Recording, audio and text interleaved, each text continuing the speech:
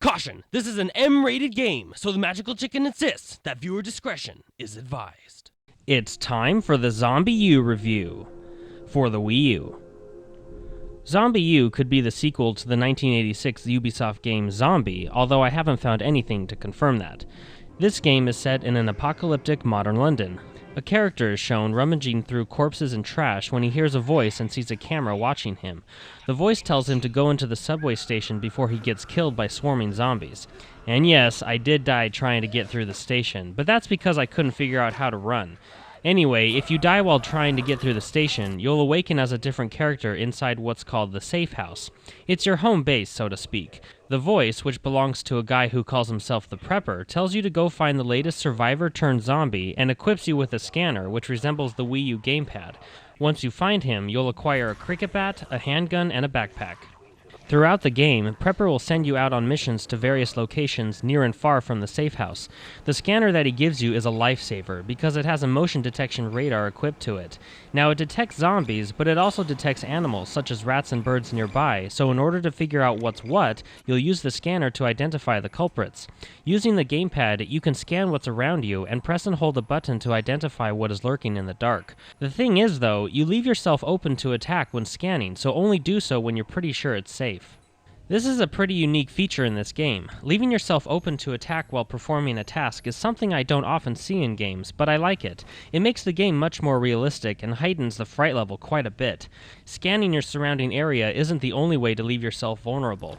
Searching through your backpack will also leave you defenseless. When you die in the game, your character is done. You will awaken as a new character, but with the same goals. I like this feature, but I didn't like how you would have to start in the safe house. It can take a bit to reach the spot where you died, and I just think starting at the safe house every single time you died was unnecessary. It would have been nice to start somewhere a little closer to your last character.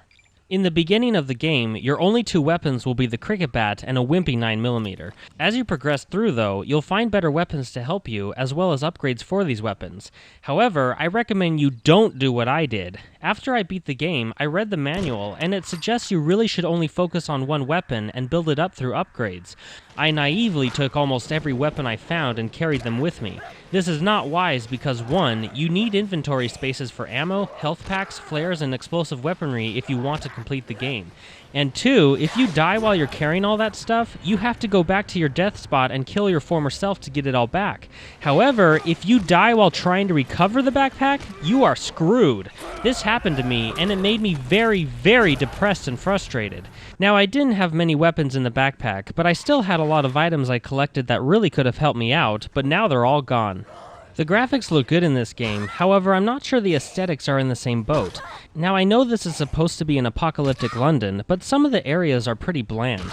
Buckingham Palace looks really good, while other locations look kind of dull.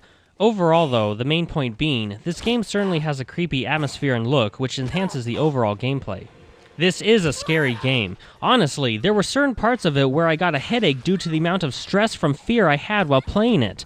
I also want to add that in the last 10 to 15 seconds of the game, my adrenaline was sky high. I was seriously shaking with a mixture of pure panic and fear. No other game has made me do that, so kudos to ZombiU and Ubisoft. This is the only game so far where I can see a use for the Nintendo Vitality sensor. It'd be kind of cool to see your real heart rate on screen, and maybe your character would react differently based on your heart rate. Then again, having that thing clipped onto your finger while trying to hold the gamepad would probably be more of a hindrance than anything. The controls work really well. You'll use the gamepad to scan and shoot, as well as managing your inventory system. You'll also use it when punching in numbers on a key panel, as well as picking a lock.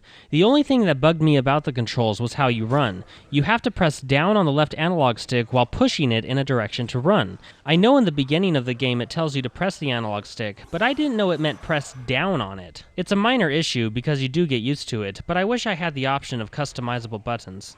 Now there's something in this game which I think is a big flaw in the mechanics. The way you swing the cricket bat just seems unrealistic to me. Now maybe it's just me, but if you were in a zombie apocalypse, wouldn't you swing the cricket bat or whatever melee weapon you had at a faster rate than this? Look at how each character in this game swings it. This isn't batting practice. Swing that thing like crazy to kill them. The way the characters swing the bat got me killed multiple times. It's like they have to reset their stance and position themselves again for another swing. Is the bat really that heavy they can't swing it more than once every 3 seconds? Look, ammo in this game is pretty scarce, so you have to rely on the cricket bat for the majority of the game. Now I don't really have a problem with that, but come on! When you swing like this, it's almost inevitable that you will die. Another thing is, why is it just a cricket bat? Why can't I find other possible melee weapons, like a pipe? Or perhaps even better, why can't I upgrade the cricket bat? You know, like wrap barbed wire around it, or drive a huge stake through it. This would certainly come in handy because some of these zombies take a lot of hits with the bat to defeat, like these armored zombies. Assuming you're not using a gun, first you have to hit them 3 times to knock their helmet off, and then it takes another 8 strikes to finally take them out. That's 11 hits! Hooray for math! But seriously, I think that's too many. It just takes too long with the rate at which your character swings the bat. Ain't nobody got time for that. This game has quite a few glitches in it. There's a glitch where blood will just randomly appear on your hands and the weapon you're holding. There's a glitch where the music will either randomly spike, or the intense music will keep going after you've cleared a section of the game, and there's graphical glitches here and there. And I think I may have run into a forced game reset glitch. However, for the sake of not spoiling anything, I'm not going to detail it out. The point is, though, this game has a number of glitches that, in all honesty, don't really hinder the game's core gameplay elements, none that I can confirm anyway, but it does break the aesthetics of the game, which can disrupt your focus and overall experience while playing. One feature I liked was that you can encounter fallen characters of other people who have played this game.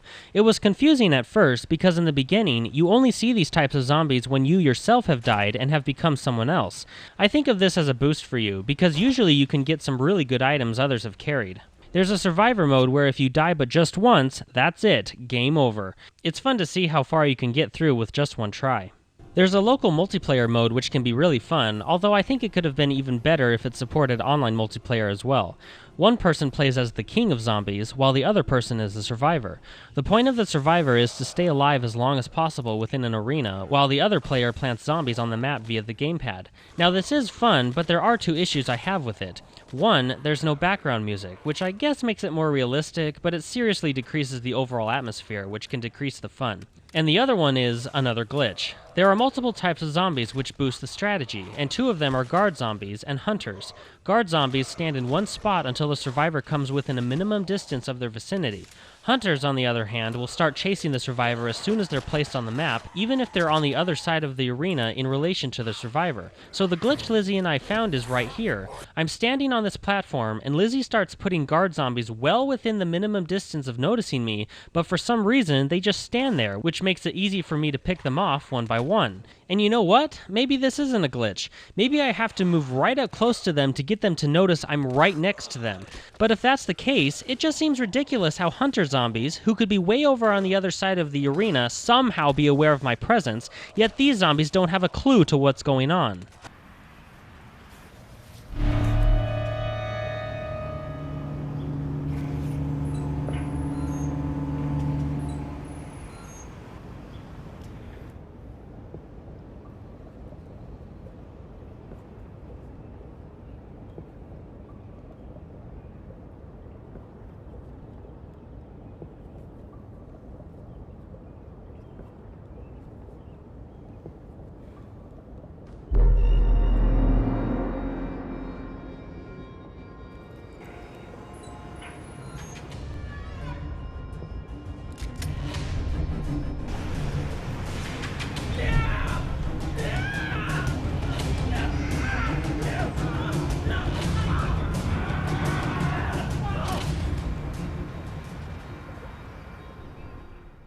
ZombiU is a great game. Good graphics, creepy and scary atmosphere, great controls, cool and unique gameplay features with the gamepad, and a fun multiplayer mode.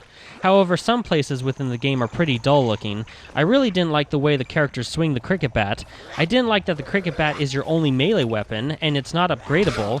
Starting from the safe house with a new character could be a pain sometimes, and you can't play online in multiplayer mode.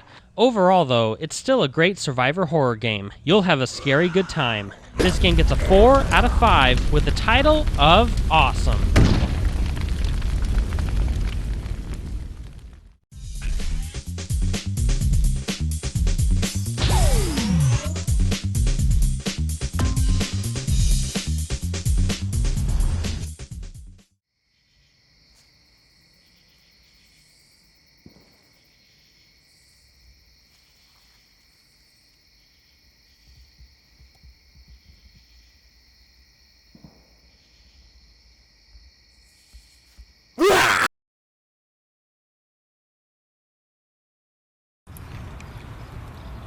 Is this gonna go on video too? Probably. This stuff tastes awful. Don't do it. It is a trap. Don't listen to your brother. See? What's it taste like? It tastes like pennies and like charcoal and disgusting. Okay. Ew. Taste this blood But it because tastes disgusting. It's so nasty. I'm a team we player. had to taste it. Hooray for teamwork! Yay! Wait, we gotta get the best lighting on this. Turn around. A dog. What up, dog? All right. Turn this way. Gonna eat it now? Yes. Yes. Tastes like pennies. Bite it. I don't think it tastes Bite like pennies. it. It tastes worse than pennies. Oh. Oh. Yeah.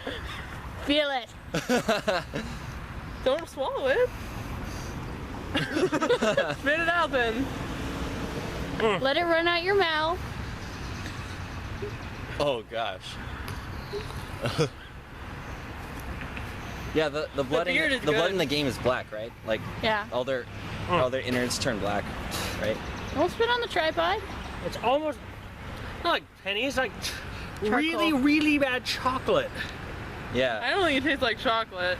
No, really, really bad chocolate. Ah. Rotten chocolate. Like bitter, very bitter. Rotten dark chocolate. Rotten baker's chocolate. Yeah, Ron Baker's chocolate.